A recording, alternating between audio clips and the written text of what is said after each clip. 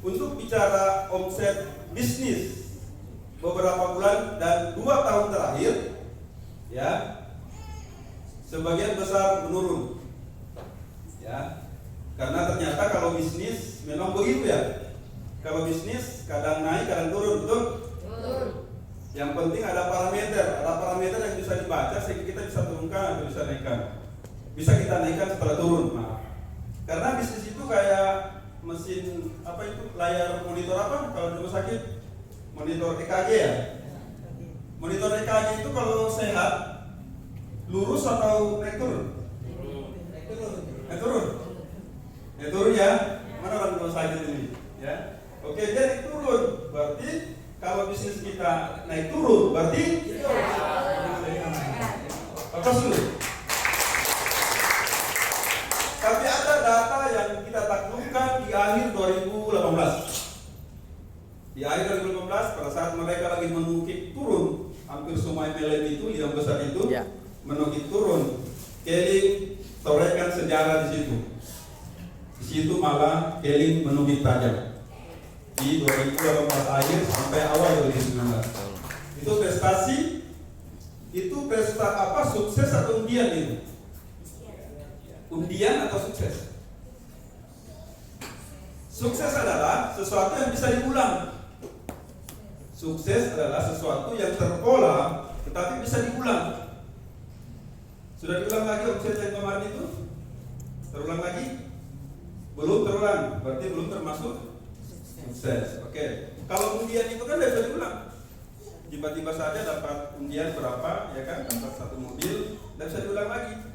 Itu undian. Dan kita berharap prestasi sebelumnya itu bukan undian tetapi sukses. Oke, nah, era semakin berkembang. Kabar baik, walaupun Kelly sebagai pengekor, Kelly sudah membuktikan itu. Dan di Kelly beberapa bulan terakhir, satu tahun terakhir, hampir 12 bulan, Kelly pelajari ada dua gelombang besar yang bisa dipelajari oleh Kelly berdasarkan data yang ada. Apa yang terjadi? Ada 2 yang unik, dan ternyata yang sangat signifikan bahkan semakin berkembang adalah yang satu ini, yang kedua. Dan itu sekarang Kelly sudah menyepakati untuk kemudian mengorbitkan ilmu dari orang ini. Bahkan beliau sudah dipanggil ke Jakarta dan menjelaskan mengapa kemudian perkembangan jaringan berkembang sedahsyat itu. Ya, nah, Makassar akan dapatkan ilmunya malam ini. Dan ternyata sebagian besar ilmunya adalah ilmu organik. Bicara organik, Makassar adalah kota pertama yang menggunakan ilmu organik dan pernah membuktikan, ya kan, betul? Bahkan pernah membuat kurikulum organik, bahkan rutin kita menjalankan ilmu organik itu. Tetapi di sudut Sumatera sana, di Jambi, ada seorang ibu, sekelompok emak-emak yang bukan hanya memimpin di Jambi saja, tapi memimpin bisnisnya seluruh Indonesia dengan sistem organik. Saya akan tambahkan sedikit tentang orang-orang baru yang hari ini datang. Boleh angkat tangan yang orang baru, barusan masuk ke ruangan seperti ini. Ketemu orang Kelly nggak ada ya? Oke. Jadi pembicara kita ini punya impian untuk kemudian memiliki penghasilan 100 juta. Makanya ada buku yang didapat judulnya 100 juta. Bagaimana mendapatkan penghasilan 100 juta? Beliau beli. Kemudian dapat lagi punya impian untuk punya omset miliaran. Apa yang terjadi? Beliau cari guru, bahkan nemu lagi buku bagaimana mendapatkan omset miliaran. Beliau juga beli. Pertanyaannya, apakah tercapai?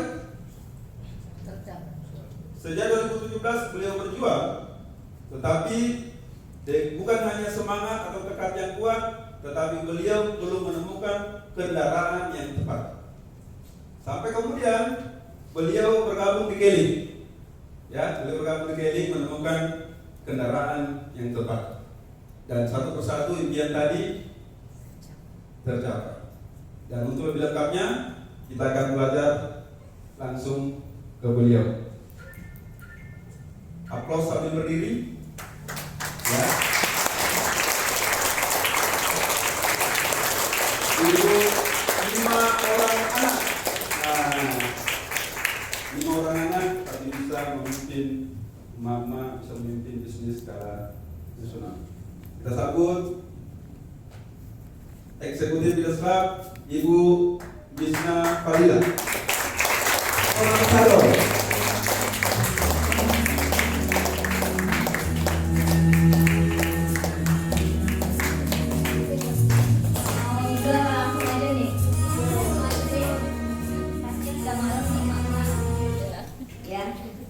Assalamualaikum warahmatullahi wabarakatuh. Alhamdulillah ya, hadir lagi di sini. Tadi habis diajak ngebakso, enak banget gitu ya di depan sana. Alhamdulillah. Malam ini khusus sharing-sharing apa sih yang kami lakukan selama kurang lebih 16 bulan ya ada di Keling ini ya. Jadi Makassar ini kota pertama setelah kemarin saya presentasi di Tower Keling ya, bersama para RCA dan tim trainer. Kemarin kami berbagi apa sih yang tim kami lakukan gitu ya selama bergabung di Keling ini. Jadi waktu itu ini judulnya dari Pak Hendri ya, dari Pendekar Kece untuk Indonesia. Jadi kenapa namanya Pendekar Kece? Waktu itu saya mau kasih nama Great Warrior sebenarnya. Cuman terlalu modern untuk ibu-ibu yang kerjaan mereka mengurus rumah tangga, nyebutnya susah ya. Akhirnya saya bilang udah ini mama pendekar. Karena di awal join mereka itu ngerecokin saya di jam-jam yang gak umum ibu-ibu. Jam 2 pagi, jam 3 tuh, mereka tuh ngerecokin saya di atas jam 12 malam. Sampai saya pernah kena tegur sama suami saya, jam 2 masih aktif nginput aplikasi di bawah tangga di rumah, ngumpet, ketawa juga sama suami gitu. Kamu ngapain gitu kan? Ini saya harus nginput orang-orang baru, saya bilang, karena kalau siang websitenya susah banget dibukanya. Jadi saya baru bisa nginput jam 2 pagi gitu. Nah tapi alhamdulillah gak berlangsung lama ya. Yuk next. Ini mak-mak ya, mak-mak yang alhamdulillah kita bisa bawa ke Bangkok kemarin ya, waktu trip Bangkok yang dari Keling itu. Jadi kira-kira ada 22 orang tim saya yang bareng-bareng berangkat ke Bangkok. Nah, next. Nah nih, saya kasih nama, ngasih ke ibu itu macam-macam namanya. Macan alim, macan antik, dan macam-macam lainnya. Macan itu mama cantik, alim itu anak 5. Macan antik, mama cantik anak 3. Saya cuman kasih mereka nama-namanya ini. Ayo siapa tim macan alim? Saya tunjuk tangan gitu kan. Siapa lagi yang mau masuk tim macan alim gitu kan? Anak-anak 3 kesinilah. Pokoknya berapa jumlah anaknya masuk kesinilah namanya. Yang penting tetap cantik gitu. Nah mereka biasa ya namanya mak-mak ngurus anak ya. Mereka sehari-hari ya gitu ngurus bayi, tuh bawa bayi, tuh bayi umur 3 bulan gitu. Jadi waktu joinnya masih hamil gede. Bahkan si Lia Alif sama Rara itu waktu PSM lagi hamil besar kalau nggak salah, waktu di Jakarta lagi hamil 8 bulan. Mereka PSM. Prinsip mereka ogah rugi. Mereka ogah rugi, sukanya gratisan. Jadi kalau beli kacamata, mereka pengen cepet balik modal biar gratis gitu. Jadi pengennya jualannya langsung banyak. Terus nguber diskon. Makanya nih kalau kayak ada promo kacamata yang 3 itu, mereka jor-joran ke iklan yang 3 kacamata yang jatuhnya cuma 400 ya, yang warna merah, biru, ungu gitu. Itu mereka jor-joran tuh iklan itu. Terus jual apa aja yang mereka mau bisa jual gitu. Jadi mereka rajin posting supaya ada omset setiap hari. Prinsipnya gini, saya udah beli kacamata, ini modal nih, modal saya. ini harus cepat balik nih modalnya, kalau bisa untung lebih banyak. Mereka tuh orang-orang yang kurang lebih, ya saya seperti itu juga kurang lebihnya. Jadi saya kurang lebih seperti itu, kalau saya mempunyai beli apa, kalau bisa dijual lagi, balik modal lagi, kalau bisa lebih banyak lagi. Seperti itu kurang lebih. You next.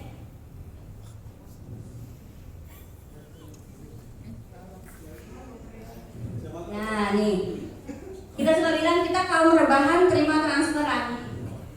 Karena kita ngerjainnya sambil rebahan, kadang-kadang habis selesai ngurusin rumah tangga, leha-leha, gitu duduk rebahan, mainan HP gitu, tapi terima transferan. Jadi kami ini beberapa orang di sini online itu bukan baru-baru ini, kami sudah online ada dari 2007, 2009. Kita tuh gengsi kelihatan jualan sebenarnya di Facebook kita, tapi sebenarnya kita butuh uang gitu. Jadi suka apa ya?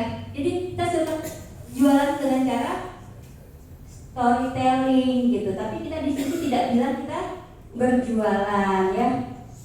Jadi kita seringnya sharing-sharing, baru kemudian selling-selling gitu. Jadi kita banyak sharing dari sharing kita dapat orang-orang baru yang invite kita, baru kemudian kita jualan produk. Tapi jualannya juga nggak jualan jualan, masih agak gengsi. Paling posting produk, cerita kelebihan produk, udah. Tidak ada penawaran di dalam status Facebook kami, tidak ada penawaran.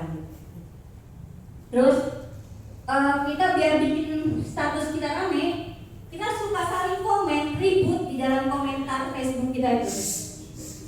Kadang orang jadi penasaran, lama-lama friendlist yang mereka penasaran, friendlist saya penasaran ini apa, dan mereka nimbrung, lama-lama dari situlah kita membangun hubungan, interaksi, engagement, kita membangunnya dari situ.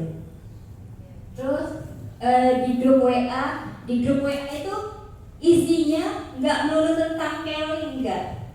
Kadang kita cuma perang stiker, kadang kayak masalah yang lagi banyak diomongin mama kayak dulu Nia Ramadhani nggak bisa ngupas salah, kita bahas coba di grup, nggak penting kan sebenarnya ya. Tapi komentarnya banyak, yang emak-emak yang berinteraksi banyak. Dari sana apa? Korelasinya yang buka grup itu banyak, karena dia merasa enjoy untuk membuka grup WhatsApp gitu. Jadi kayaknya grup WhatsApp yang tim kami itu dipin di bagian atas WA supaya grup itu yang paling duluan dibuka. Jadi isinya nggak melulu cuman bisnis aja, enggak. Banyak hal deh kita omongin gitu. Ya kadang ngomongin apalah yang lagi in gitu ya, masalah yang suka dulu di Facebook. Ini sepatu warnanya apa? Hijau toska abu-abu atau pink putih gitu ya. Otak kanan atau otak kiri, itu kan mama suka yang kayak gitu, ribut-ribut nggak penting gitu ya. Tapi dari situ kita membangun kedekatannya. Dari bercandanya jadi virtual, bercandanya lewat gadget gitu. Nah ini pasukan reseller. Jadi saya sebelum join Caring saya sudah mengelola banyak reseller saya lebih dari 100 ya, lebih dari 100. Teman-teman ini juga mereka online shop yang punya banyak reseller. Terus kita biasa main arisan, karena produk yang kita jual itu mahal, harganya jutaan, jadi kita arisankan gitu. Next. Nah ini kalau saya pribadi, saya jualan itu mulai 2007.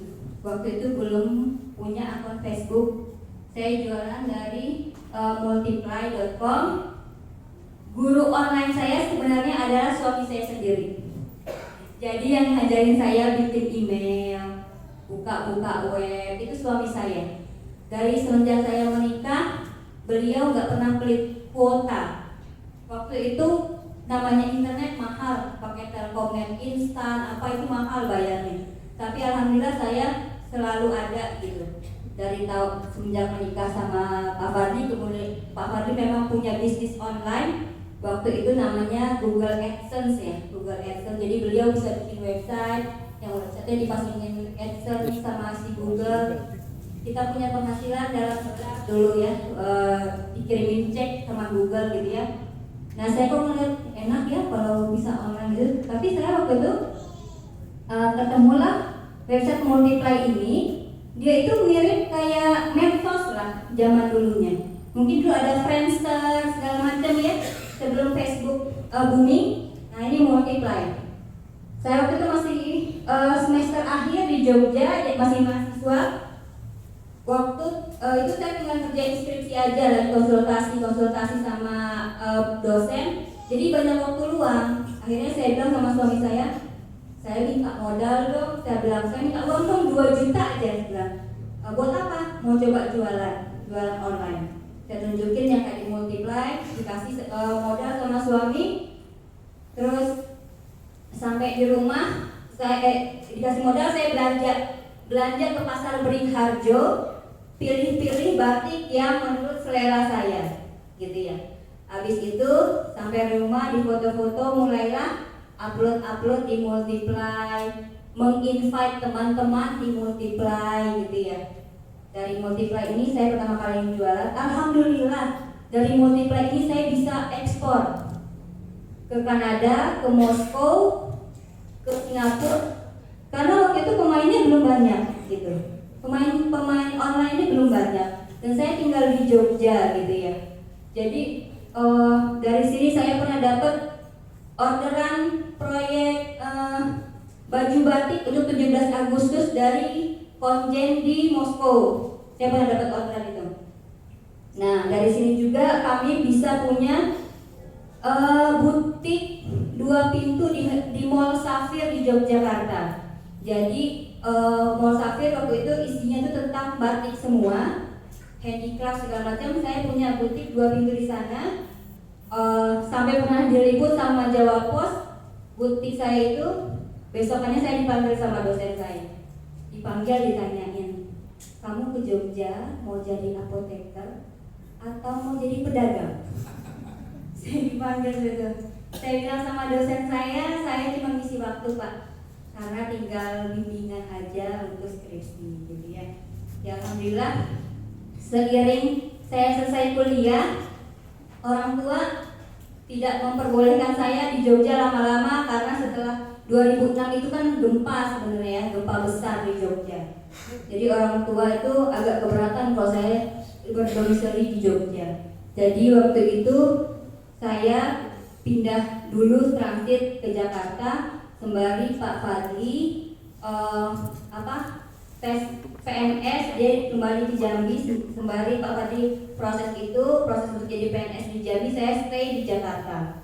Waktu di Jakarta 2009 itu anak saya 3. Saya itu soal mengasuh anak masih minim sekali ilmunya. Sebenarnya bisa belajar dari ibu saya, cuma ibu saya kerja gitu ya. Akhirnya karena saya terbiasa apa-apa cari lewat internet, ketemulah website theurbanmama.com. Itu forum isinya ibu-ibu. Di sana banyak sharing-sharing tentang pendidikan anak, tentang masalah finansial, tentang bisnis. Di sana ada marketnya, bisa kita jualan. Ada forum di mana kita membernya itu bisa jualan di website itu. Nah waktu itu Pak Fadli punya penghasilan itu dalam bentuk PayPal. PayPal itu di Indonesia susah dicairkan. Akhirnya karena saya ini mikir nih PayPal banyak, sayang banget nggak bisa diapa-apain. Saya bilang aku pakai belanja boleh nggak gitu kan? Boleh, mau belanja apa? Saya beli cloth diaper ya, Clothy yang cuci pakai itu, bukan pampers ya, bukan dibuang-buang itu. Saya beli cloth diaper dari Amerika, dikirim ke sini, saya jual di Urban Mama. Yang sebagian saya pakai untuk anak saya juga. Karena memang kualitasnya beda gitu dengan yang produk Cina gitu, produk ini beda gitu yang produk Amerika itu. Alhamdulillah laku banget. Nah, tapi di akhir 2009 itu Pak Fadli keterima PNS, saya harus pindah ke Jambi gitu ya, pindah ke Jambi ikut beliau. Jadi saya pindah ke Jambi di 2010 itu saya anaknya sudah 4. Tapi saya tuh orangnya bingung, biasa sibuk ya, kuliah juga dulu nggak cuma kuliah aja, ada yang dikerjain. Dia selain kuliah ini saya bilang aku pengen dong punya usaha apa gitu kan di sini kan. akhirnya saya dimodelin lah buka butik Fatima namanya. Saya buka di bulan puasa, pas lagi rame-ramenya. Alhamdulillah omset bulan puasa itu sangat menggembirakan. Tapi setelah puasa sepi banget. Bisnis fashion seperti itu ya, mau lebaran rame banget gitu, sampai saya nggak pulang-pulang kayaknya dari butik itu, tengah malam baru tutup. Terus habis lebaran sepi banget. Akhirnya saya kepikiran lah bagaimana ini bisa bikin rame gitu ya, bisa bikin rame. Terus waktu itu saya mikirnya bagaimana ya, mau diapain ya ini butik. Saya pikir saya tuh nggak bisa, kalau saya tuh apa-apa kerjain sendiri. Saya perlu satu wadah, mungkin seperti komunitas gitu. Jadi waktu itu saya kepikiran pengen bikin hijabers, komunitas hijabers, karena butik ini menjual pakaian hijabers, ala-ala hijabers gitu. Saya bikin fanpage di Facebook, fanpage namanya Hijabers Jambi. Terus saya coba cari orang-orang yang stay di Jambi di search-nya Facebook itu. Alhamdulillah dari situ banyak yang merespon itu fanpage, sampai akhirnya kita kopdar Hijabers Jambi. Kopdar Hijabers Jambi itu sebagian besar mahasiswa, hampir semuanya mahasiswa, bukan ibu-ibu gitu ya. Nah, setelah itu kita sepakat mendirikan namanya komunitas Hijabers Jambi. Lalu bingung nih mau cari tempat kumpul. Saya bilang di butik saya aja, lantai 2-nya masih kosong. Jadi waktu itu kita bikinlah kegiatan-kegiatan pengajian, sharing fashion gitu ya. Jadi kayak Hijabers Jakarta kan ada tuh, Hijabers Jakarta ada tokoh-tokohnya, ini fashionnya ini. Terus saya siapkan barangnya di butik. Terus mereka juga sering mondar-mandir lah ke butik gitu ya, anak-anak mahasiswa. Dan butik saya waktu itu rame banget habis lebaran setelah saya bikin komunitas itu sampai orang-orang sekitar, butik-butik sekitar itu penasaran juga ini butik baru kenapa rame banget. Karena saya buka di namanya wilayahnya tuh di Sungai Kambang ya, di Jambi. Memang sekitar situ butik semua. Kalau cari produk fashion di Jambi itulah lokasinya gitu. Itu rame banget, motor parkir nggak cukup depan butik saya itu ya. Itu saya nggak lagi jualan, kita lagi bikin pengajian sebenarnya. Tapi itu membuat orang tertarik gitu ya. Ini butik baru buka rame, sampai akhirnya butik saya itu beberapa kali diliput sama koran-koran Jambi. Alhamdulillah itu promosi gratis gitu ya, promosi gratis. Nah, tapi butik itu akhirnya ditutup, cuma setahun saya buka. Karena saya nggak keurus sama Pak Fadli, ditutup saat omsetnya mulai naik dan lagi berkembangnya. Alhamdulillah saya bilang saya jual aja lah, nggak bilang saya jual. Ya sudah, memang harus kembali ke keluarga. Saya jual. Itu nggak nyampe 1 minggu laku, langsung ada yang beli. Karena mungkin dia melihat butik ini sudah ada nama. Sampai sekarang butiknya tetap namanya Fatima, yang beli teman saya. Dan kalau ada pelanggan lama yang tanya, ini butik yang Mbak Misna ya? Oh iya Bu, dia masih bilang iya. Padahal itu punya dia. Dia masih bilang iya gitu. Karena dulu sempat masuk koran lokal Jambi yang diliput, orang taunya pemiliknya saya gitu. Nah ini akhirnya ya udah, setelah ditutup, kebetulan waktu itu kami pindah lagi ke Jakarta karena Pak Fardi juga ada tugas ya, sayanya juga ngikut. Di situ saya mulai jualan macam-macam, termasuk jualan mesin kesehatan. Jualan mesin kesehatan harganya puluhan juta itu. Waktu itu sebenarnya saya beli karena saya punya anak nomor 5 itu gampang sekali alergi, dan cocoknya itu kalau dikasih produk dari mesin itu yang strong acidnya itu. Jadi akhirnya saya bilang daripada saya beli itu, saya beli aja mesinnya. Lagi-lagi saya orangnya ogah rugi, jadi saya coba jualan mesinnya supaya balik modal. Padahal dari jualan produknya, dari beauty water strong acidnya itu, saya bisa dapat 15 juta sebulan waktu itu. Jualan cuman airnya itu ya. Nah, tapi memang ada bisnisnya, saya jalankan. Alhamdulillah sih kejual hampir 30 mesin, sekitar 28 mesin. Waktu itu Pak Ari Ginanjar pun beli mesin, 2 mesin sama kami ya, Pak Ari Ginanjar, ISQ itu. Jadi saya jual itu hanya lewat wall FB, saya nggak pernah demo kayak pemilik mesin lain. Saya hanya share di Facebook saya. Yang beli itu siapa? Rata-rata yang beli itu orang yang pernah diprospek sama orang lain, tapi dia tidak begitu paham sama manfaatnya. Dia hanya ditawarin bisnisnya. Bapak Ibu, orang yang kita temui belum tentu mau berbisnis, ya.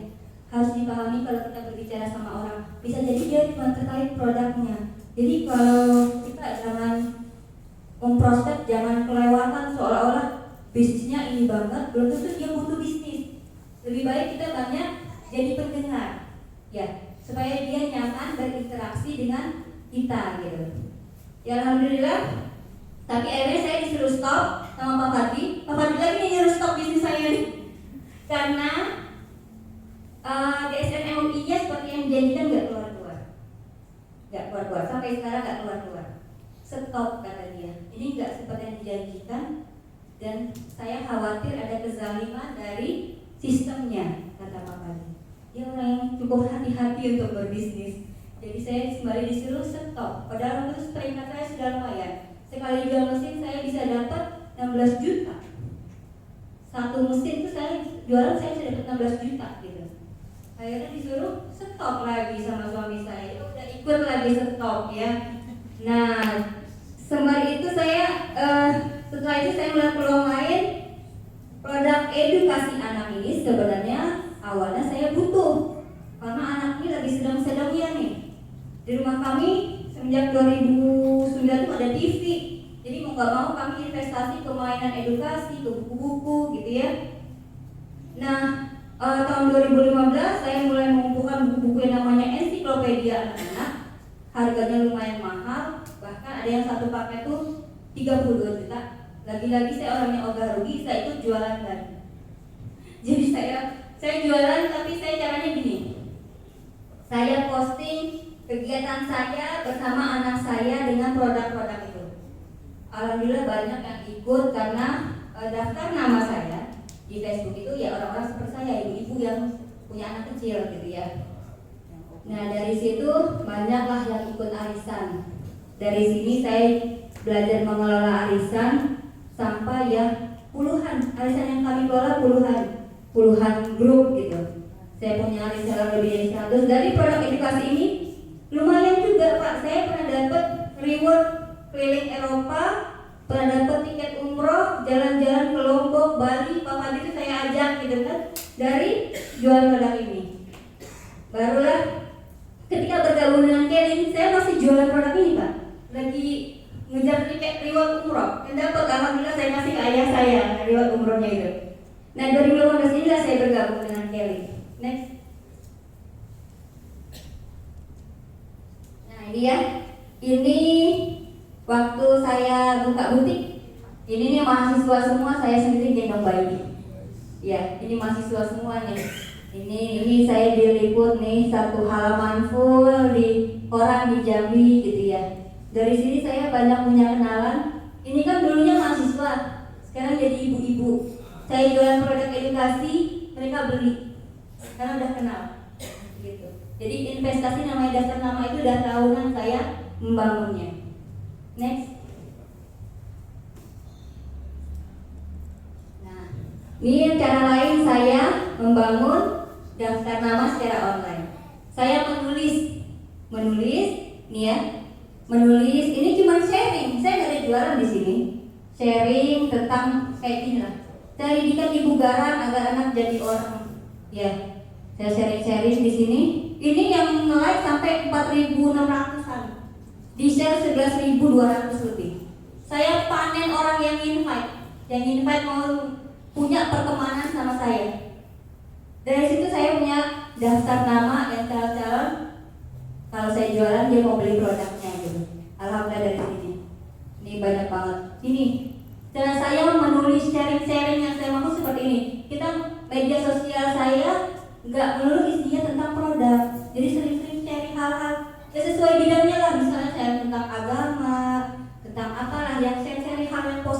ya, positif, jangan rasis. Jadi sharinglah hal-hal yang positif. Insya Allah itu akan mendatangkan banyak pertemanan, ya. Karena pertemanan itulah daftar nama kita.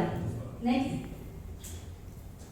Nah ini juga tulisan saya waktu mengkonter tentang ini salah satu produk yang dia bilang ini dikasih betadin, ini buktinya kalau produk mie ini beracun. Ini karena saya orang farmasi, saya ini juga nih geram juga, ini bukan, ini tuh reaksi kimia gitu, reaksi kimia. Akhirnya saya tulis ini, yang ini yang dibagikan sampai lebih dari 3.000 kali. Panen lagi orang-orang yang menginvite saya. Jadi postingan ini saya benar-benar menulis ada dasar ilmunya. Alhamdulillah ini sampai ditulis kembali di Tribun News, di website Tribun News. Nah dari sini saya waktu itu masih jualan mesin kesehatan itu. Dari sini lah mereka semakin percaya kalau mau beli mesin sama saya. Padahal saya nggak kenal sama mereka gitu. Tapi mereka percaya kalau saya bisa menjelaskan manfaatnya dengan maksimal gitu dari sini. Ini cara saya membangun daftar nama secara online. Jadi di media sosial itu sharing lah, sharing hal-hal yang orang ingin membacanya gitu, senang membaca Facebook kita apapun. Kalau ibu-ibu ya sharing apa kayak yang kita masak, saya tentang masakan, tips memasak, masakan khas daerah atau apa, ya sharing aja gitu. Insya Allah itu nanti akan akan ada orang-orang tertentu yang memang tertarik sama kita, yang mau berteman sama kita. Next. Nah ini status saya yang pertama kali menjerumuskan saya jadi mitra Kelly. Ini status saya ya. Saya jualan ini ya. Saya cuma sharing berapa lama pakai kacamata. Aku udah lebih dari 4 abad. Kacamata itu penting banget buat aku. Tanpa kacamata hidupku hampa. Ini foto saya sendiri. Jadi orang yakin saya mau pakai. Ini yang like kan lebih dari 100, komennya 176. Ini dia jawab 20 tahun pakai, nggak bisa aku pakai kacamata. Kalau boleh tahu kacamata Ion beli di mana dan berapa harganya? Saya tag ini Hida sama Nurul, adik sepupu saya yang nawarin. Harganya waktu itu segini ya, pas pertama kali belum 669. Terus saya bilang sama Nurul, open arisan Nur gitu kan, karena orang di family saya tahu saya selalu buka arisan. Nah, tapi dia nggak beli sama Nurul, dia tetap belinya sama saya. Ini banyak sekali yang seperti ini. Dan akhirnya ya gara-gara ini saya jadi mitra Kelly gitu. Saya nggak menawarkan produknya, padahal saya cuma testimoni gitu. Ya alhamdulillahnya inilah jalan yang dikasih Allah untuk saya join jadi mitra Kelly. Jadi saya cuma sharing. Isi Facebook saya bukan jualan, cuma sharing.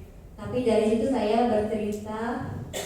bercerita dengan sesuatu yang saya pakai, saya gunakan, menceritakan versi saya, bukan versi orang lain. Karena itu membangun kepercayaan bahwa kita adalah pemakai. Jadi kita bukan cuma jualan gitu. Jadi kita memang murni men-share manfaat dari satu produk. Next. Nah, dalam membangun tim, karena saya diajarin sama upline saya itu di awal 400 BV, makanya saya bilang saya sampai sekarang masih pakai 400 BV. Karena orang-orang baru itu kalau saya langsung ke 1000 BV takutnya mereka kabur gitu. Jadi saya cuma tanamkan 400 BV itu mudah mindsetnya. 400 BV ke premium 5, 1 minggu 1 kacamata. Kalau rajin posting masa nggak ada closing nanti 1 minggu 1 kacamata kan gitu. Istilahnya gitu namanya mindsetnya. Saya fasilitasi dengan markom-markom tuh kayak iklan yang siap diposting dengan captionnya gitu ya. Saya fasilitasi, terus product knowledge saya share, testimoni. Di dalam tim nggak mungkin nggak ada masalah, tapi kita harus fokus sama solusi. Ya, jangan fokus sama masalah, fokus sama solusi. Transaksi kalian nggak berhasil untuk kayak neror saya tuh siang malam. Saya bilang, "Mak, saya tuh bukan yang megang website. Kalau kayak gini langsung ke CS chatnya. transaksi nggak berhasil segala macam, itu saya yang dikejar sama mitra saya. Ya, atau mereka ke CS. Kalau ada masalah pribadi, misalnya merasa prospeknya diambil sama si ini segala macam, ayo kita musyawarahkan gitu kan ya, sama-sama enak. Kadang saya ketemuin orangnya di mana mereka, saya sempatkan untuk bertemu gitu ya. Kalau enggak ya video call lah. Bukti kalau kita tuh mau menyelesaikan masalah mereka, fokus pada solusi, kita nggak biarkan gitu. Nah, omset itu ya kalau nggak bisa cash tawarin arisan, yang penting jangan sampai lepas kata saya. Kacamata bilang mahal mak, gini ya udah arisan, nggak ada uang buat arisan, ajarin jualan. Mau nggak? Mau punya nggak? Jualan aja yuk kayak aku gitu. Jualan aja kayak aku, nanti posting aja dulu, nanti kalau ada closing kamu langsung daftar jadi member, gituin aja. Jadi jangan dia udah nggak bisa, kita nggak ada solusi buat dia, dibiarin aja dia kan. Tapi ketemu sama yang lain malah direktur sama yang lain, ya. Jadi kalau misalkan seperti ini, kita harus berpikir nih solusinya apa. Jangan dibiarin orangnya pergi tanpa solusi apa-apa gitu. Kiranya jadi baper, dia jadi mitra orang lain gitu ya. Jadi sebisa mungkin ya kalau nggak usah cash ya tawarin arisan kayak gitu. Itu yang kami lakukan.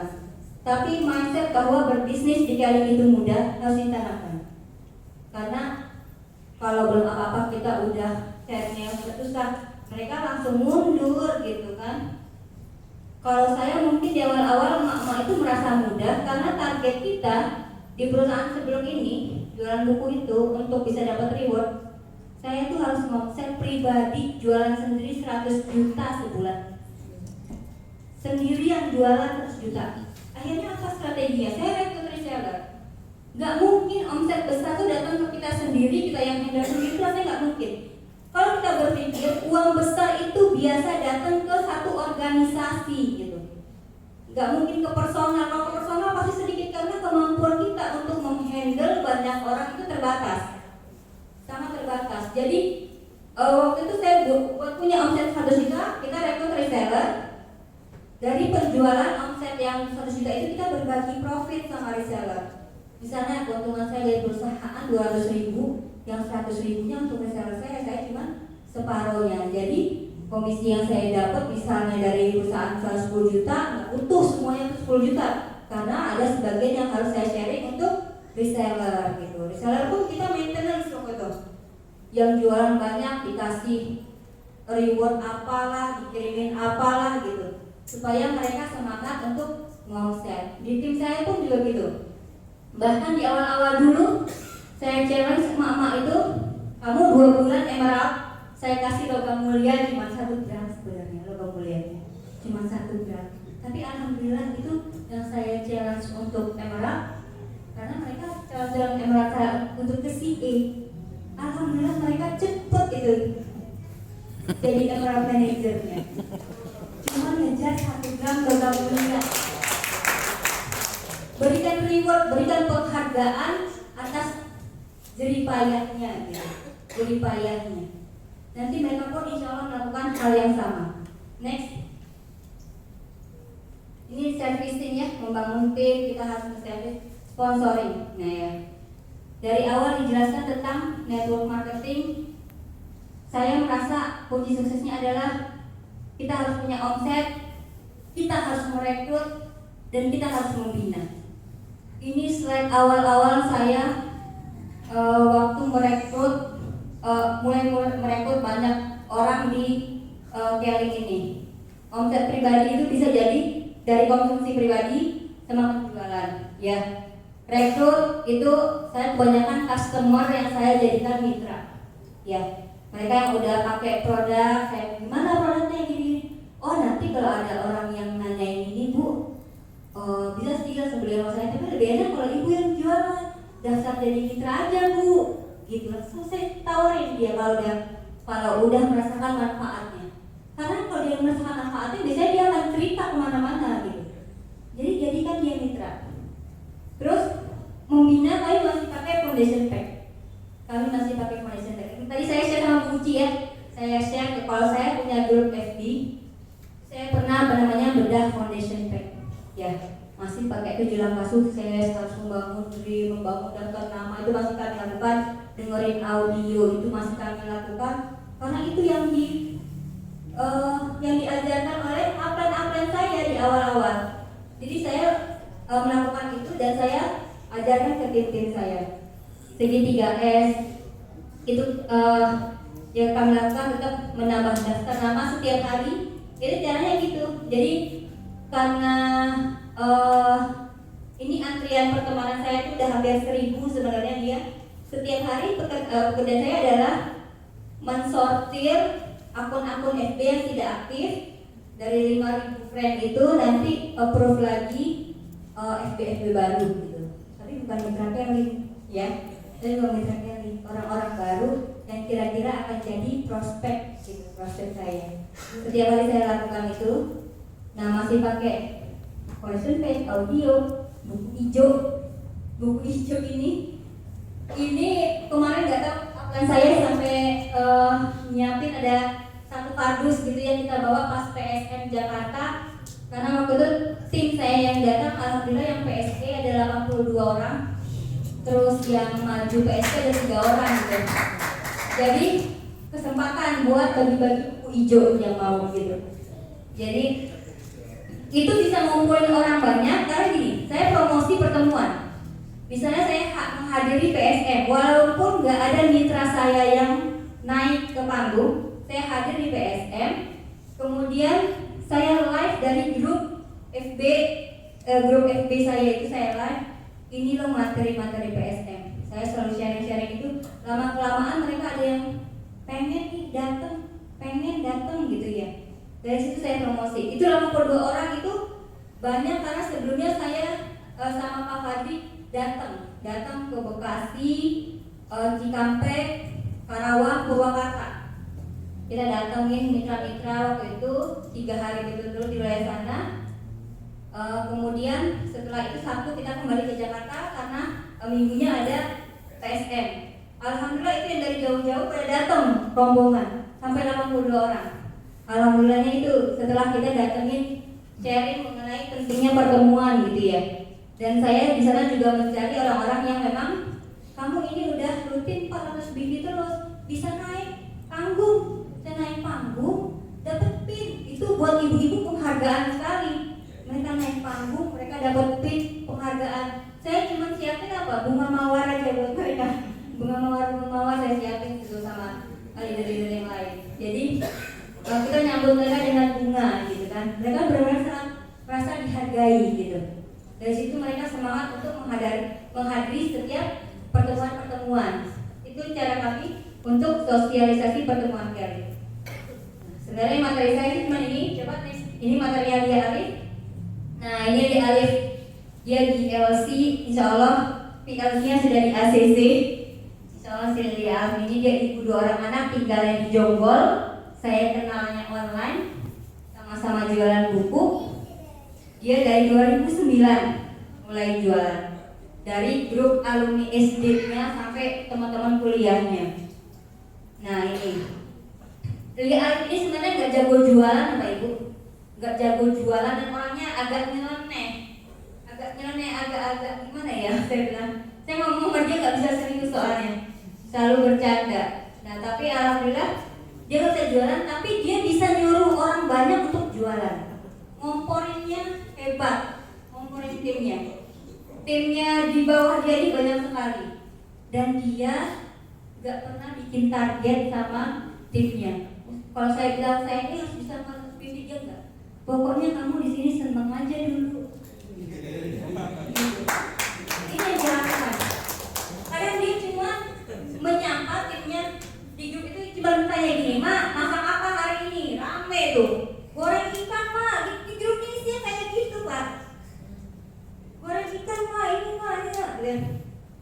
Jangan lupa kalau udah konsumsi gorengan, minum omega sama olive oil ya, gitu biar tetap sehat. Itu paling pesannya begitu aja di dekat grupnya.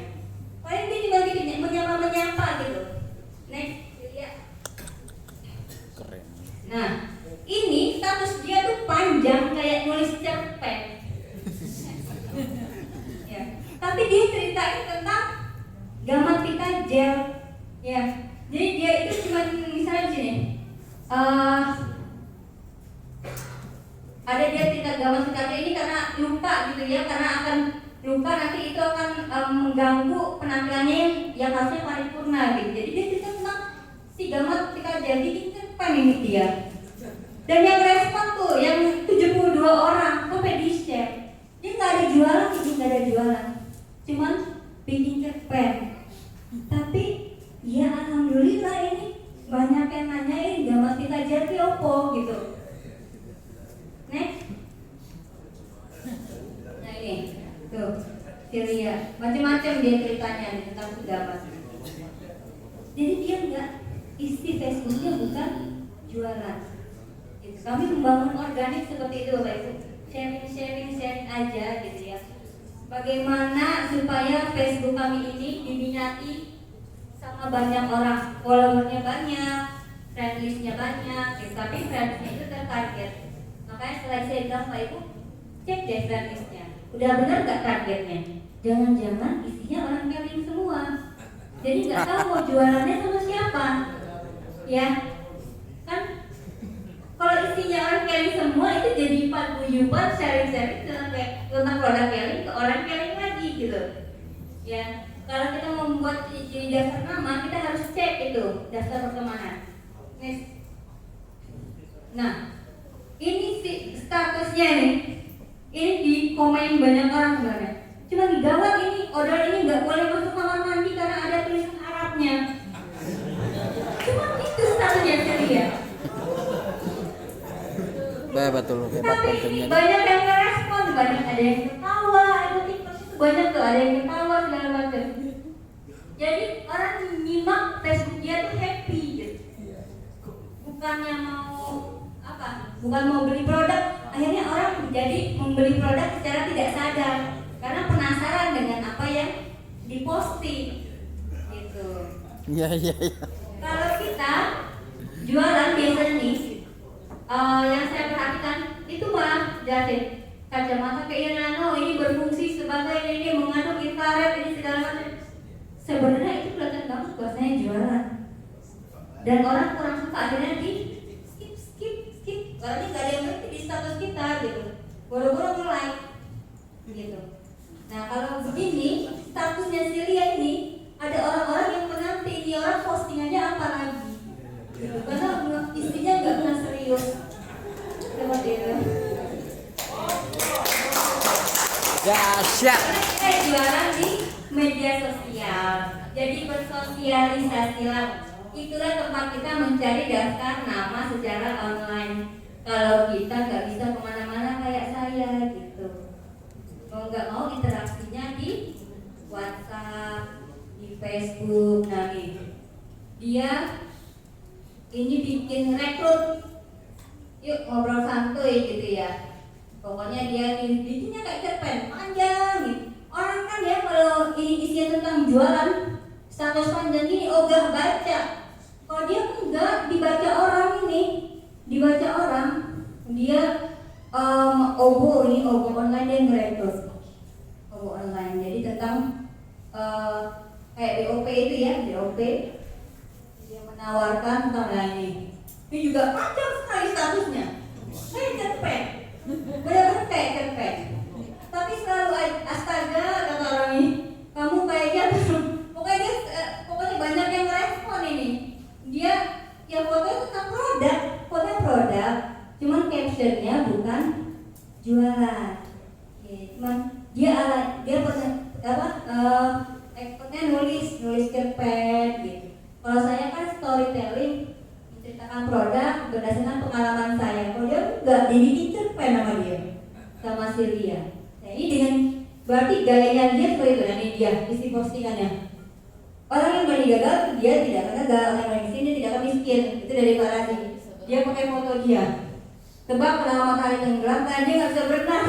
Ini banyak loh yang like, yang ngerespon.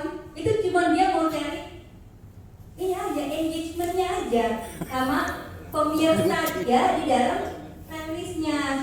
Berapa banyak sih orang yang perhatian sama statusnya gitu kan? Kayak gitu. Jadi dengan begini Facebook kita akan banyak yang mengunjungi, yang penasaran. Apalagi apalagi kalau di share sama banyak orang, ya itu kita akan punya daftar nama orang-orang baru yang entah di mana-mana gitu orangnya. Pokoknya dari Rara ini yang kemarin baru rekor PLC 3 orang anak ya di Serang. Nah dia expertnya itu di cover selling, jualan kayak nggak jualan. Sebenarnya nanti Rara akan memberikan materinya karena dia memang expert banget. Dia insya Allah ngambil lisensi cover selling. Jadi cover selling itu adalah metode jualan yang hanya status di Facebook segala macam di media sosial. Kami sebenarnya berguru di Bang Jen namanya Jenderal Nasution, orangnya di Bandung. Kalau saya dulu sering beli bukunya. Saya merasa cocok karena saya sebelumnya juga beli buku copywritingnya Dewa Eka Prayoga dulu itu. Karena kami ini ibu-ibu yang nggak bisa keluar rumah, jadi senjata kami adalah beli buku-buku tentang cara jualan online gitu. Nah termasuk dapatlah yang tentang cover selling ini next si Rara. Nah ini sistem itu sebenarnya sederhana ya, sesederhana mungkin karena kita akan menduplikasi. Kalau jelimet susah diduplikasi ya.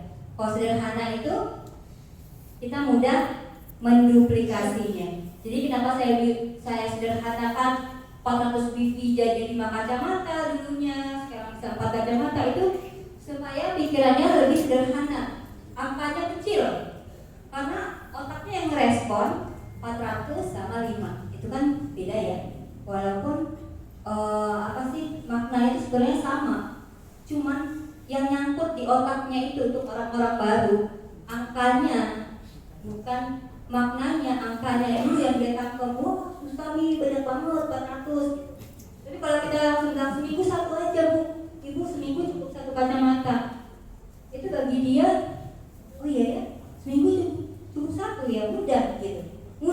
Mudahnya dulu yang dikedepankan. Padahal sebenarnya banyak ya Pak tantangan di belakang. Tapi yang penting gitu dulu, dia enjoy dulu, mudah dulu. Nanti kedepannya berproses. Nah, karena itu melihat apa yang kita kerjakan, bukan apa kita omongkan. Jadi memang integritas kita yang kita pertaruhkan. Oleh karena itu yang saya lakukan biasanya di pagi hari yaitu sharing, saya lagi dengerin audio, atau saya misalnya di Facebook saya juga saya sharing gitu ya, lagi konsumsi ini segala macam, lagi di perjalanan saya konsumsi hidrogen water. Alhamdulillah sih hidrogen water ada aja, walaupun bukan orang lain yang beli, setidaknya mitra saya punya hidrogen water gitu ya kan, itu kan omset juga. Nah itu hindari perdebatan ya, baca buku tuh, mencari kawan dan mempengaruhi orang lain, itu atas anjuran upline. Nih audio Pak Razi kita masih mendengarkan. Nah ini cover sellingnya si Rara itu, jadi dia berbicara jualan itu tentang rasa, ilmu gaib dan soal rasa ya. Jadi jualan itu bukannya, jadi orang tuh gimana rasanya tuh ketika kita posting dia merasa greget dan dia merasa penasaran dan pengen punya apa yang kita pakai. Kadang saya tuh bikin orang cuma gagal fokus aja. Saya foto apa, misalnya saya cuma begini, itu saya ceritanya yang lain ya. Ada jerawat, saya ceritain tapi saya begini. Ada yang nanyain, itu gelangnya warna-warni gelang apaan Mak? Padahal kita apa yang tanyain apa? Karena foto. Karena biasanya orang yang sudah setia ngikutin kita, apa yang kita pakai dia tanya gitu. Bahkan kadang yang nggak saya jual pun itu dia tanya, Mak mau dong yang itu beli di mana gitu. Jual ya, kalau jual aku mau ya. Saya bilang ini saya nggak jual, langsung aja aku beli penjualnya, sampai kacamata dulu. Makanya saya jadi join itu kan gara-gara mereka terus-terusan neror saya mau beli kacamata. Nah ini kalau disuruh milih, mau pilih yang mana? Yuk diborong kacamatanya, bahasanya bahasa Arab. Tuh, diborong kacamatanya, bacanya tuh susah gitu, bahasa Arab sekarang alay gitu ya. Saya tuh baca bahasa kayak gitu aja bingung. Nah, kalau ini, wah alhamdulillah banyak respon positif yang masuk setelah kacamata kayak Genada Premium 5 ini. Cukup begini aja. Lebih enak baca yang mana? Yang A apa yang B?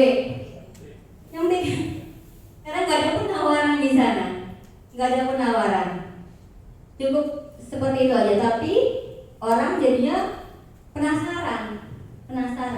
Jadi bikinlah friend list Anda itu penasaran dengan Anda, dengan produk yang Anda gunakan. Tapi untuk dapat hal itu butuh latihan dan jam terbang. Jangan kalian misalnya kita baru status ini, oh ada yang respon, sebentar itu yang nggak respon itu dilihat dulu friend listnya aktif nggak. Terus kita pernah nggak nge-like status dia, kita pernah nggak komen di status dia. Karena itu salah satu indikatornya itu. Jangan maunya orang aja yang nge-like kita, komenin kita nggak mau nge-like status orang, komenin orang gitu, merespon. Kan yang di Facebook itu manusia realnya, ya kan? Mereka punya rasa itu harus dibangun gitu. Jadi seperti apa kita mau dipandang sama orang lain, ya diperlakukan sama orang lain, seperti itulah kita memperlakukan orang lain gitu. Pengen status kita di-like sama orang, ya kita harus juga rajin nge-like status orang gitu, baca, nge-like, komen gitu ya. Kalau emang bagus di-share, seperti itu membangun engagement. Sama ada kalau ads itu juga ada engagementnya ya Pak ya. Kalau ads ya yang main ads siapa? Ini ada engagementnya sebenarnya indikatornya kan kalau main ads ya. Nah, kita harus identifikasi kebutuhan dan keinginan customer, emotional relationship. Kebanyakan pembeli itu kalau di dunia sosial dia itu membeli bukan melihat produknya, tapi melihat penjualnya. Jadi si penjualnya itu yang dia lihat lebih dulu daripada si produk. Kayak saya punya keponakan di Instagram itu followernya udah 1 juta. Dia jualan baju 5.000 karena dia punya brand ya, baju 5.000 piece itu hitungannya menit aja, nggak nyampe 1 jam. Itu yang beli langsung sampai dibilang close. Itu berapa Pak yang laku? Saya tanyain ponakan saya. Alhamdulillah 5.000 nih, udah 5.000 orang berarti. Jadi dia membangun personal brandingnya di Instagram karena anak milenial ya. Apa yang dia jual itu followernya pengen gitu. Bukan melihat barangnya, tapi melihat apa yang dia pakai orang pengen gitu. Itu di dunia media sosial seperti itu. Jadi itu harus diperhatikan ya. Jadi bukan kesukaannya kita bukan, tapi kesukaannya orang-orang yang ada di dalam fanbase kita, followernya kita. Nah ini start selling lanjut. Nah nih contoh cover selling panjang ya. Ini waktu si Rara, ini waktu ini nih dia Black Jam kalau nggak salah nih ya. Stalking terus, milih terus, galau terus. Begitulah wanita mau kondangan, aduh, aku nggak punya baju. Padahal pas dibuka isi lemari 90% baju dia semua.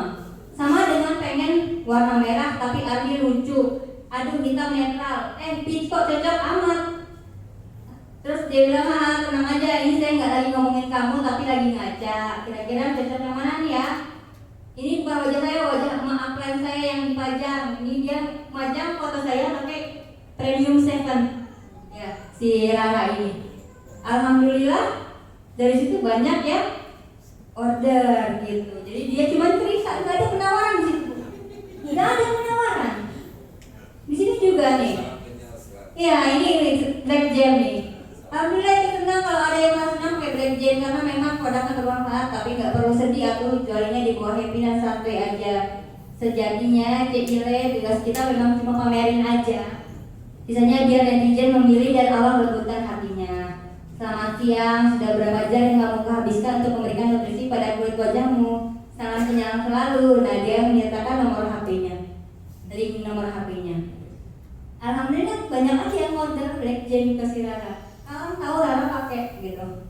Nah ini dia ketika buka rekrut, dia bilang pokoknya kalau ada kelas ikut aja semua.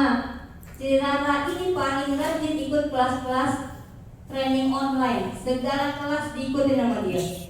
Dan dia paling rajin menginfokan ke grup. Padahal kelas WhatsApp online itu berbayar sih. Kalau kayak comfort selling sama Bank Jenderal itu berbayar sekitar 99.000 sekali trainingnya. Tapi kan sekali training itu bisa full satu grup gitu. Dulu kita belajar itu dari training itu karena kita nggak bisa keluar rumah, Pak Ibu. Kita nggak bisa keluar rumah, tapi kita tukang berburu keluar begini, keluar parenting pun kita berbayar. Misalnya cuman untuk gimana sih meningkatkan kecerdasan anak, teori Montessori segala macam, kita kuliahnya lewat WhatsApp. Kami dulu sering sekali ikut keluar gini. Alhamdulillah sih dari situ ya dapat banyak pertemanan di WA ya. Ikut keluar gini ketemu banyak orang. Istilahnya kita jadi ketemu banyak orang lah, walaupun ketemunya di grup WhatsApp gitu. Karena kami terbatas sekali, kami nggak bisa pergi ke sana ikut training gitu. Ini punya anak kecil gitu. Jadi memang seperti ini nih, hierarki efek model. Ini dari metodenya Bang Jen juga kita pelajari. Nah, Pak, sangat penting bangun personal perception dari customer. Jadi persepsinya customer itu harus kita bangun dulu. Next. Nah, dia ada fase dia mikir dulu, dia baru terus ngerasain, baru dia action mau order. Kadang di sesi mikirnya itu bisa sekian lama, tapi ya udah biarin aja, nggak usah kita follow up dulu gitu. Istilahnya kalau kita ada yang cold ya, warm, hot gitu ya. Kalau tiba-tiba customer ya sama kayak gini, dia ada fase mikirnya dulu, terus dia ngerasain penting banget gak. Ketika dia ngerasain dia merasa galau, butuh banget apa enggak, tugas kita adalah membuat calon customer kita itu merasa butuh dengan produk yang kita jual. Tetap aja pamer, kalau kita pamer manfaat, jadi dia benar-benar merasa oh ya kalau ini bermanfaat berarti aku harus beli gitu. Jadi fase-fase ini akan dilewati ketika kita konsisten posting. Hari ini posting produk ini, posting lagi, mungkin produk ini sehari bisa 3 kali kita posting gitu ya. Dia ngelihat, mungkin pertama kita posting apa ceritanya, yang kedua kita posting tentang manfaatnya juga, yang ketiga mungkin ini ada testimoninya sehingga orang merasa lebih yakin gitu dengan produk itu. Tapi rasa ini yang harus kita bangun. Memang membangunnya nggak langsung simsalabim, butuh latihan dan jam terbang. Kami melakukannya bertahun-tahun Bapak Ibu. Jadi bukannya langsung instan dan nggak ada proses. Karena itu kami memang memulai seperti ini. Waktu itu kendaraannya bukan carrying gitu. Jadi hasilnya memang nggak seperti pas kami ada di sini gitu. Kami memang jatuh bangun di bisnis sebelumnya harus ngomset banyak. Itu kami belajar dari beli buku, cari coach ya, cari coach seperti Bang Jen itu kami waktu di yang dapat reward ke Bali ke Lombok tahun 2017 dari perusahaan itu. Alhamdulillah itu salah satu rewardnya itu belajar langsung dengan Dewa Eka Prayoga. Ibu-ibu senangnya kita ampun karena kita sudah langganan bukunya, kita ketemu langsung sama orangnya. Alhamdulillah namanya buku Dewa Eka Prayoga itu mungkin dari awal-awal saya punya semua itu. Karena di situ saya belajar ya Pak, nggak bisa keluar rumah bisa baca buku gitu. Dan itu ada di modulnya Kelly di Foundation Pack, ada diajarkan untuk baca buku positif ya. Nah itu problemnya kita melakukan atau enggak. Kelly itu udah luar biasa di Foundation Pack, itu udah luar biasa. Saya melihat ini yang kita lakukan di sini sudah dirumuskan gitu. Sedangkan kami dulu mencoba mencari, tapi enaknya di terakhir ini sudah dirumuskan gitu. Tinggal jalanin aja sama banyakin jam terbang. Mungkin yang dulu dari offline ke online itu butuh penyesuaian lah ya, Tapi insya Allah pasti bisa kok. Seiring banyaknya jam terbang. Sama lah kayak orang yang beriklan dengan FBS. Ya kan mungkin boncos, tapi lama-lama kan tahu ada ritme yang dijalankan, lama-lama tahu harus pasangnya jam sekian, mantau jam sekian. Sebelumnya mereka bisa menjalani FBS pasti pikir balik. Saya ditanya sama Andi Bejo, gimana pertama kehabisan segala macam. Ya itu proses. Yang bertahan adalah orang yang setia menjalani proses. Ya, jadi nggak ada instan tuh, nggak ada instan dan juga nggak instan ya Bapak Ibu ya. Jadi yang namanya instan langsung jadi nggak ada. Kami memang sudah berproses dan alhamdulillah pas ketemu kendaraannya Kelly gitu, luar biasa. Ini kita harus menanamkan juga awareness, nyadar gitu, menyadarkan orang bahwa butuh produknya. Kayak sekarang kondisinya kayak gini, corona di mana-mana. Mereka harus sadar kalau mereka harus menjaga kesehatan. Ya, antibodi harus ditingkatkan. Itu harus kita share dulu. Wah, ini lagi corona kayak gini, mau tahu dong gimana sih cara teman-teman menjaga kesehatan? Gituin aja ya. Apa sih tipsnya dari teman-teman? Nanti mungkin ada yang respon tuh di status kita. Begini macam-macam, misalnya minum infus water ini segala macam. Nanti mereka akan merespon. Ya. Dia jadi tahu tuh, misalnya minum herbal ini segala macam.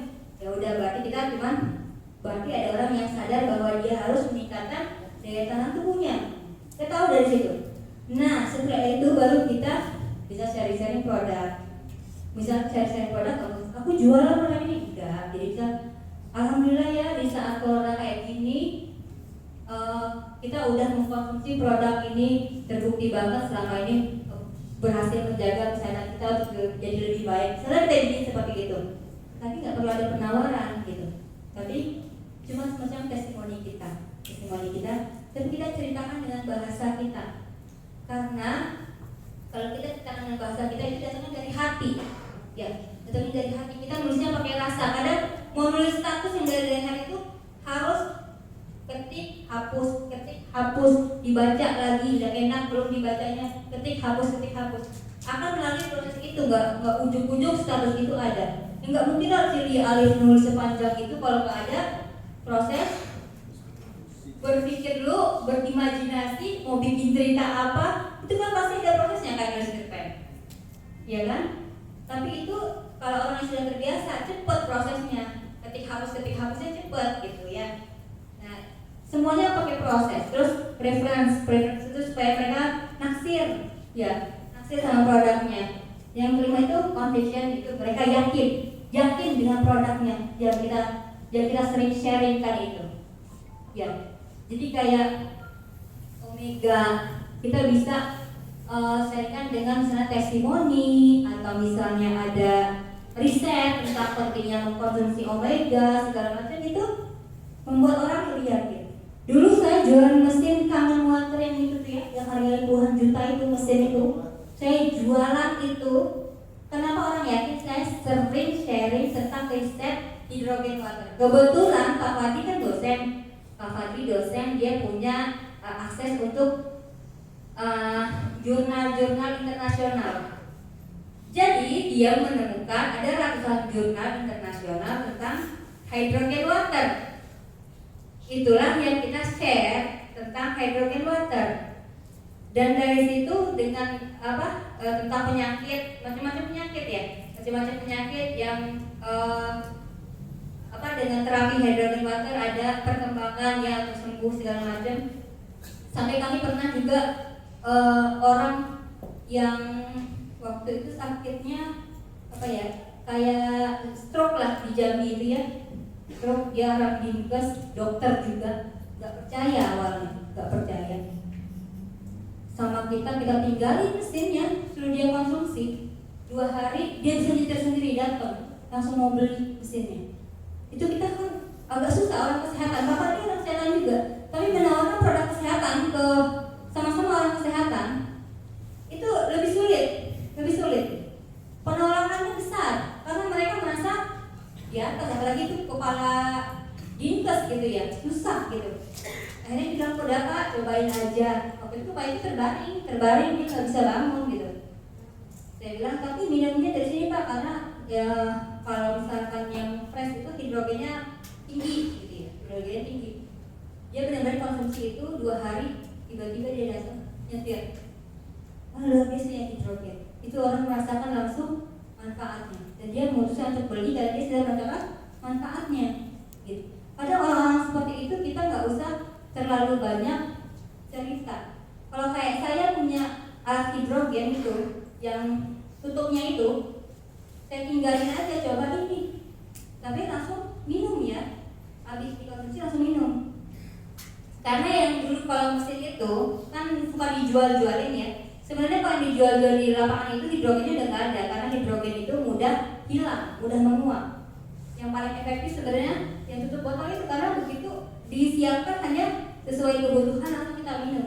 Hidrogennya masih ada, karena hidrogen itu mudah menembus kaca aja, dia bisa menembus botol itu, dia bisa. Teorinya seperti itu yang kami dapat. Karena waktu itu kita baca jurnal kedokteran gitu. Jadi karena kami nggak punya TV di rumah, kami nggak punya TV, jadi kami kebanyakan baca apa di rumah sambil bahas-bahas sesuatu lah sama Pak Padi. Pak Padi juga karena dosen harus mengupdate terus, jadi seringnya baca jurnal gitu. Jadi kurang lebih seperti itu. Nih, penawaran itu bakal menemui banyak penolakan. Ya, kalau kita jor-joran nawarin orangnya pasti banyak merasa nggak nyaman. Yang ada kita ditolak terus sama dia, gitu ya, merasa nggak nyaman. Jadi tugas kita ya kayak Sri Alis itu, kalau di medsos kita bikinnya itu bikin orang merasa nyaman sama kita. Ya, jadi materi tadi emang nggak boleh dibawa keluar grup sih sebenarnya sama Sira. Tapi kan nggak ada penjelasannya sebenarnya. Ini cuma kulit-kulitnya aja. Biasanya habis menerangkan Sira selalu menyertakan ini karena takut orangnya nggak bisa menjelaskan. Next. Ya. Jadi yang perlukan adalah awareness sama knowledge. Penting banget kita tahu produk apa yang kita jual. Jangan asal kopas, nanti kalau ada yang tanya macam-macam kelimpungan. Kita lama jawabnya, orangnya nggak yakin karena kita nggak bisa jawab. Kalau mau promosi, pastikan kita sudah menguasai produknya. Pastikan supaya ketika orang bertanya, tahu jawabannya apa, ya. Dan dia yakin, cepet. Karena kecepatan kita merespon orang-orang itu menentukan dia posting apa enggak sama kita, ya. Jadi kalaupun misalnya sering ada melihat iklan orang, jangan asal kopas. Pastikan sudah membaca dan sudah paham. Ya, itu penting. Itu penting supaya nggak kelimpungan. Next.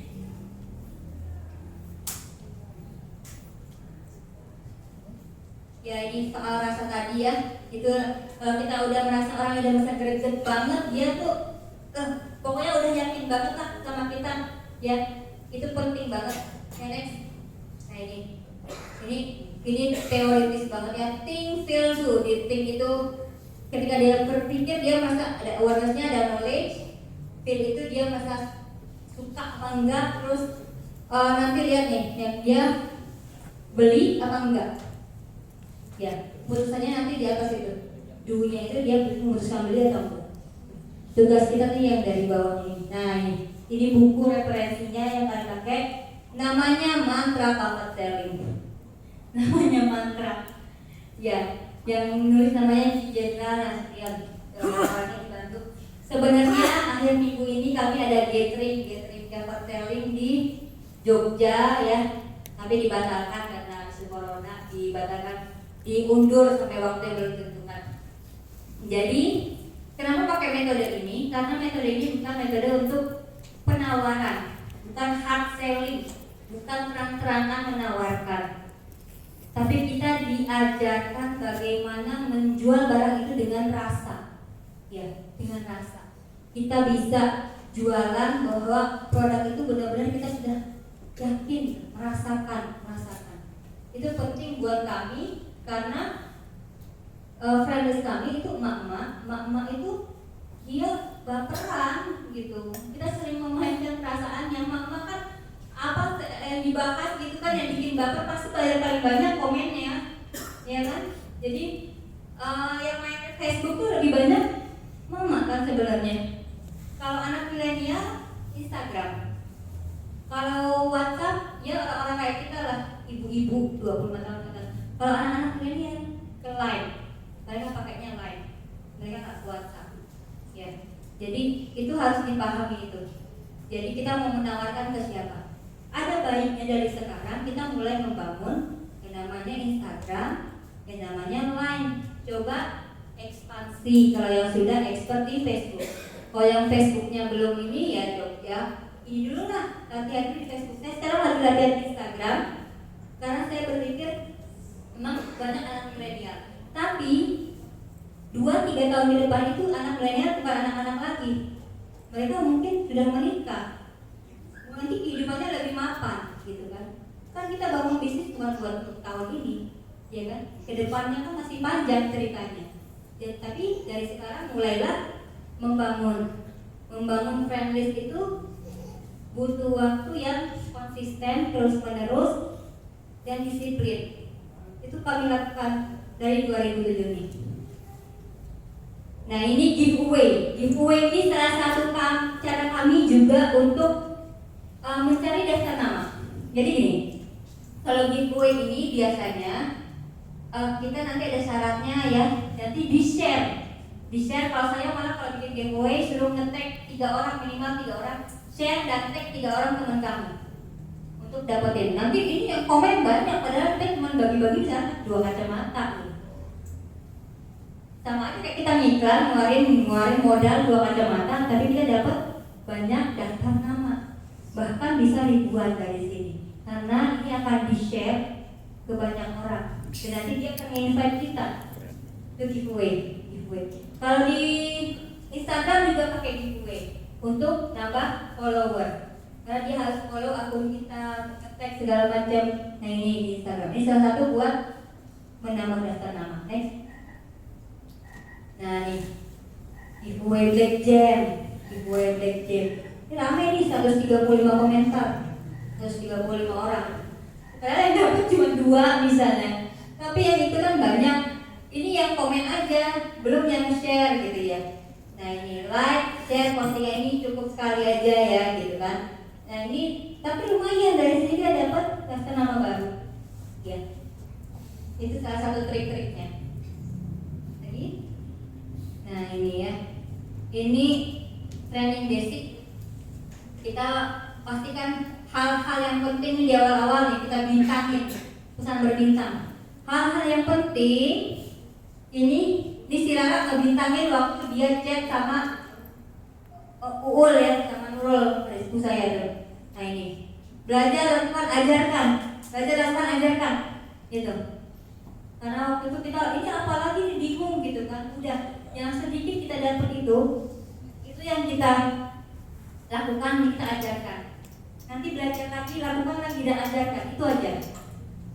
Supaya bisa terjadi proses duplikasi. Nih. Terima kasih. Selesai. Itulah yang kami sharing kemarin di Tower Kelling ya, metode-metode yang kami gunakan untuk membangun tim secara organik. Memang ini enggak langsung ini banget, enggak langsung kelihatan hasilnya, tapi insya Allah ini bertahan lama. Kalau kita punya orang-orang yang setia selama kita masih memegang integritas kita. Ya. Ini friendly saya yang ini saya tuh punya customer yang kayak di Moskow itu yang suka belanja. Itu dari saya jualan batik saya sampai saya jualan kacamata selalu beli. Apa yang saya jual selalu beli. Itu customer setia saya. Sampai saya pernah ngirim juga buku-buku seharga 50 juta lebih ke Moskow. Dia itu beli untuk anak-anak Indonesia di sana. Jadi itu bagi saya itu satu investasi ya, investasi jangka panjang berbisnis online gitu. Jadi insya Allah ibu-ibu bisa, bapak juga bisa mulai dari sekarang. Nanti akan ada masanya panen kalau dilakukan dengan konsisten. Itu lagi dari saya. Terima kasih. Assalamualaikum warahmatullahi wabarakatuh. Kita akan bertanya ya.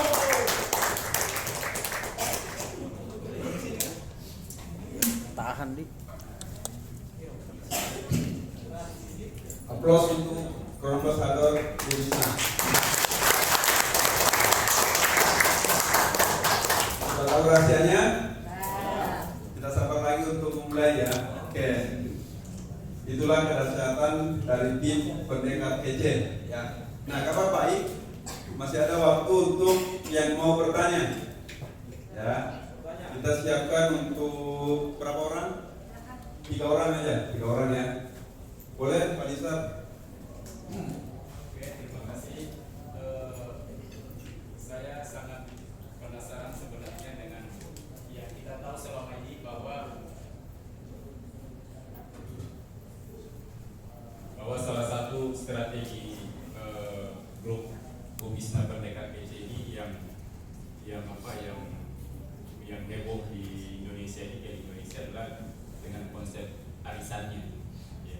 Jadi saya penasaran sebenarnya, sangat penasaran.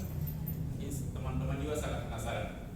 Bagaimana ibu bisa mengelola pola arisan ini, mengelolanya dalam bentuk yang saya dengar dengan banyak grup WhatsApp. Kemudian bagaimana mempanelingnya dari mungkin yang tadinya cuma reseller pembeli, kemudian dipanel akhirnya menjadi masuk di dalam grup distributor resmi dari ya. Oke, terima kasih Bu. Iya. Jadi sebelum dikenalin kami sudah memang biasa melakukan arisan Pak ya. Arisan itu sebenarnya solusi untuk orang-orang yang nggak bisa cash, tapi dia bisa punya produknya, tapi nggak mungkin kita nalangin Pak. Nggak mungkin kita nalangin ya, apalagi orang-orang setelah kita yang nggak punya modal, kita nggak bisa nalangin, kasih dulu produknya kan dia nyicil. Itu bukan arisan namanya, itu namanya cicilan ya, cicilan. Nah itu main modal kalau seperti itu. Jadi kenapa saya inginkan arisan? Karena arisan itu sudah lazim dapat sama ibu-ibu di Indonesia ya. Cara mengelolanya itu sebenarnya gini Pak. Kami ada yang di sebagian ada yang taruh di grup Messenger FB. Ada beberapa orang menghandle dari situ. Ada juga yang di grup WhatsApp untuk menghandle namanya arisan. Jadi kami main arisan itu nggak sendirian Pak, keroyokan. Misalnya saya dapat satu peserta arisan, kita tunjuk satu orang sebagai penanggung jawab yang memegang uang arisan. Penanggung jawab ini punya tugas untuk menghandle arisan tersebut. Jadi saya misalnya dapat satu arisan 3 bulan, pesertanya hanya 3 orang. Ya, untuk satu grup itu pesertanya hanya 3 orang, kan 3 bulan. Misalnya saya dapat 1, Lia 1, Rara 1. Penanggung jawabnya siapa nih? Misalnya si Rara. Berarti setiap bulan kita setor sama Rara, transferan dari peserta arisan, dikocok setiap bulan. Nah, itu kan supaya cepat mulai, maksudnya kita mainnya keroyokan, satu-satu sehari jadi satu kelompok arisan. Tunjuk penanggung jawabnya, ya, tunjuk penanggung jawabnya. Nanti udah full satu, bikin lagi kelompok selanjutnya. Itu main keroyokan tim. Tapi nanti yang dapat siapa, uangnya ditransferin ke dia yang ordering barangnya karena bijinya untuk dia. Dan cuma ngelola seperti itu aja. Selama 3-5 bulan peserta arisan itu di dalam grup, itu kita bisa share macam-macam Pak. Misalnya yang udah dapat produknya duluan, nih kemarin siapa nih, mak siapa nih yang udah dapat produk, testimoninya dong Mak. Dia kasih testimoni, peserta yang lain makin penasaran dong sama produknya. Kalau dia penasaran, kita japri, jualan aja yuk. Nanti kamu pas dapat produknya, mana tahu kamu bisa beli cash dari jualan.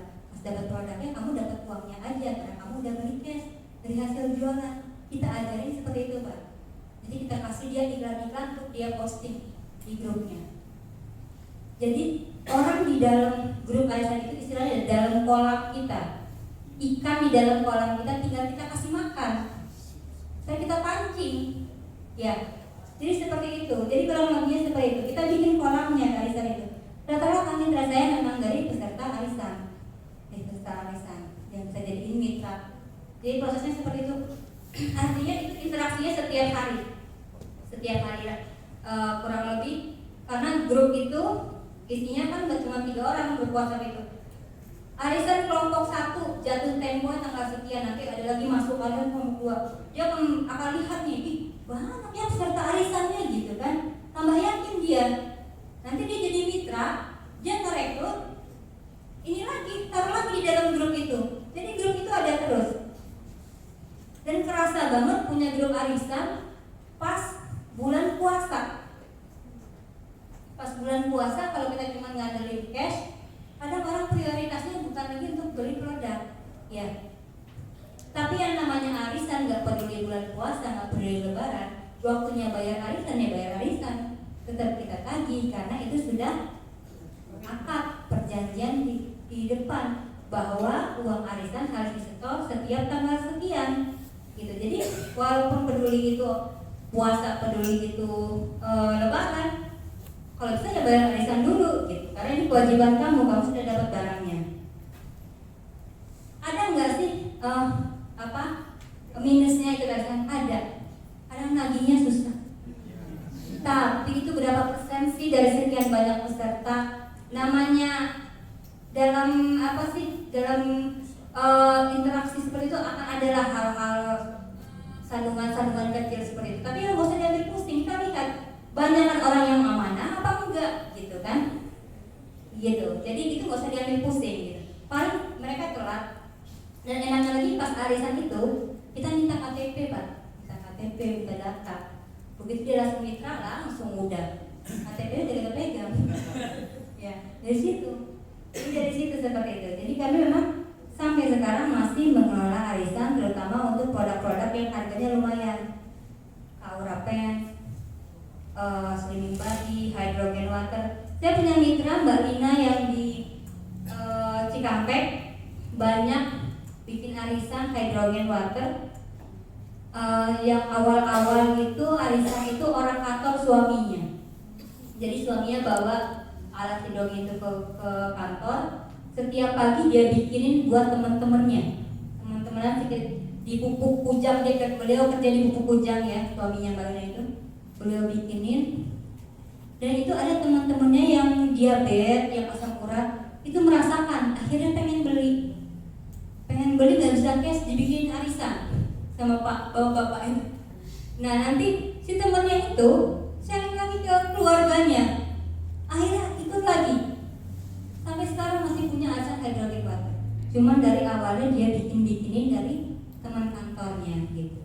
Itu kan dia cuma sharing-sharing ya, tapi nggak pakai jualan istilahnya. Sini aku punya alat ini bikinin, merasakan manfaat baru beli gitu. Dan jualan seperti itu enak banget gitu. Karena kita bebas dari komplain. Orang sudah merasakan manfaatnya dulu baru dia beli gitu. Jadi seperti itu. Nggak bisa cash di arisan. Awal-awal memang agak sulit mungkin ya arisan. Kita menemukan ritmenya, menemukan alurnya, bagaimana ini nawarin arisannya seperti apa gitu. Tapi itu latihan aja. Jadi misalnya orang yang nggak bisa cash, arisan aja mau nggak?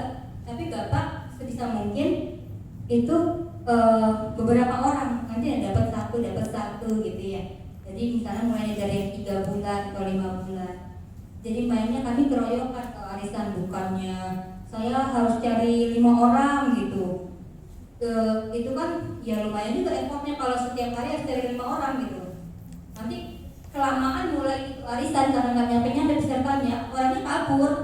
Kalau dia makin cepat terkumpul satu kelompok, arisan yang mulai ya udah itu udah masuk ke kolam kita. Jadi seperti itu. Jadi memang kurang lebihnya kayak gitulah. Ibu-ibu udah biasa kayak arisan biasa Bu ya. Harganya kacamata mau dibikin 5 bulan berarti berapa harganya dibagi 5 gitu.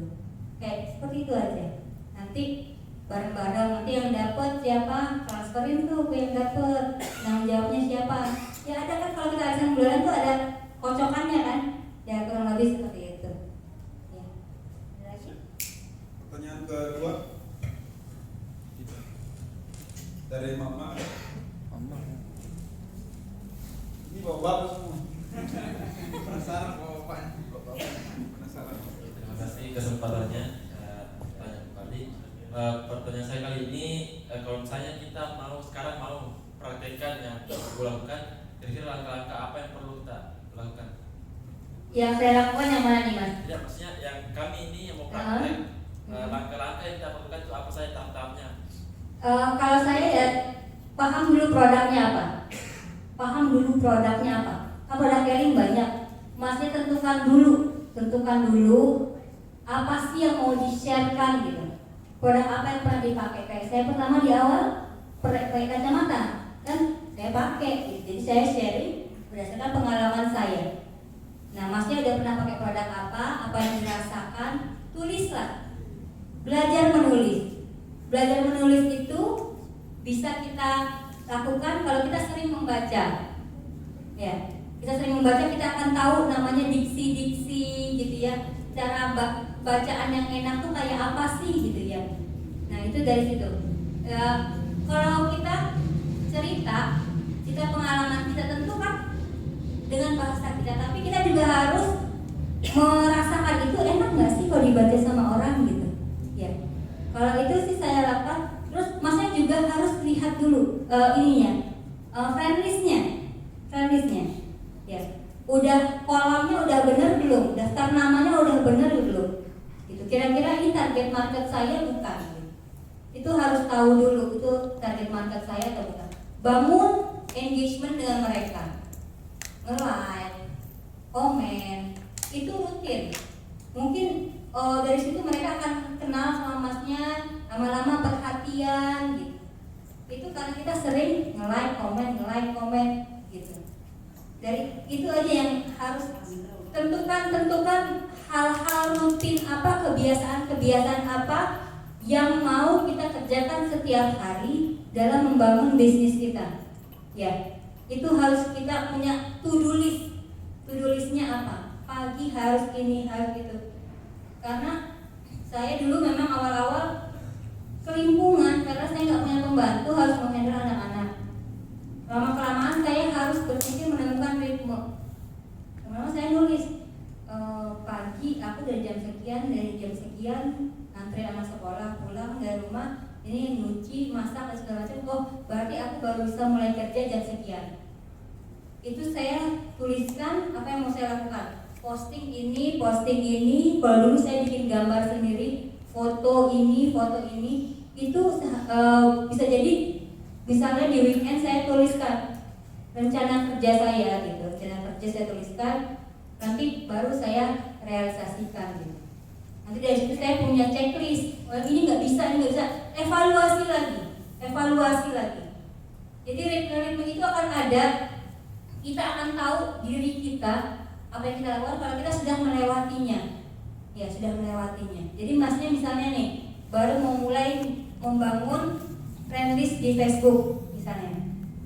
Masnya cari daftar nama. Mungkin bisa dari alumni, teman-temannya alumni SD dulu. Mulai menyapa-nyapa lagi teman SMP, teman SMA, teman kuliah. Lu di mana? Udah ngapain? Kerja di mana? Itu kan bisa tuh. Nah, rame. Tapi jangan langsung jualan. Jangan langsung jualan. Jadi butuh waktu lah. Ntar lama-lama maksudnya mungkin dia akhirnya saling invite. Terus kita mulailah sharing gitu. Jangan langsung jualan, karena nggak suka kalau melihat statusnya jualan. Karena pengalaman kami dari teman-teman yang iklan, kan sering ya, kan teman saya lihat, mak lu jualan ini ya, dia tuh screenshot iklan FB yang lewat, nggak tahu iklan siapa. Terapi gadget tuh paling sering saya di screenshot. Iya saya jualan, gue beli dong. Nah, kenapa nggak beli di situ? Nggak kenal sama orangnya. Aduh, pengen minta maaf nih sama Pak Ida, yang punya iklan gitu ya. Karena dari iklan orang itu mereka tahu personal brandingnya sudah terbangun, mereka tahu saya jualan produk yang sama, mereka lebih kenal sama saya, lebih percaya beli sama saya. Gitu. Jadi personal brandingnya dibangun dulu.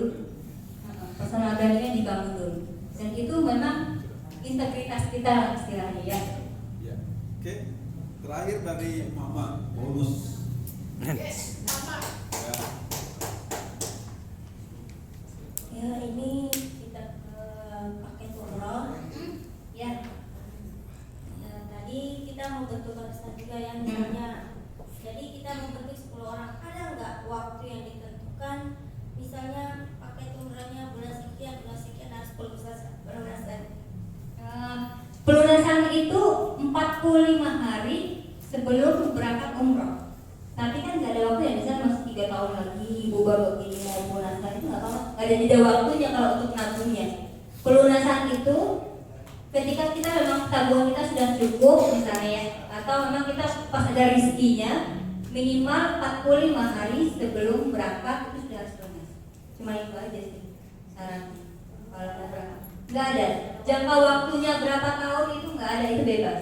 Nanti kan kalau untuk harga diupdate setiap tahun tuh bisa 2 kali diupdate tergantung kurs, diupdate di Kinet atau di Kelinko ID.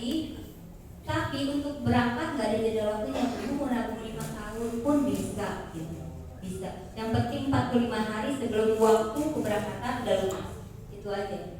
Sama paspor. Gak bisa berangkat kalau nggak punya paspor soalnya.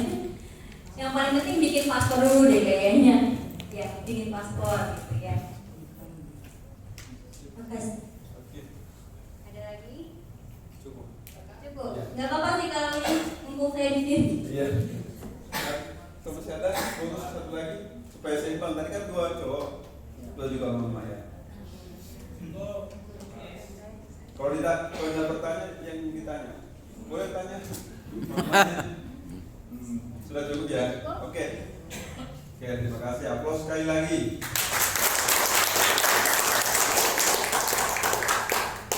Itulah rumus jurus-jurus dari pendekar gadget ya. Yang saya tangkap, sharing-sharing dahulu, closing kemudian. Ya kan? Oke. Terus kemudian bikin penasaran. Karena di mana ada penasaran, di situ ada pemasaran. Ya kan? Nah, itu yang dikuatkan, personal branding. Jadi organiknya orang Makassar kemarin ini agak sulit diduplikasi, terutama bagi emak-emak.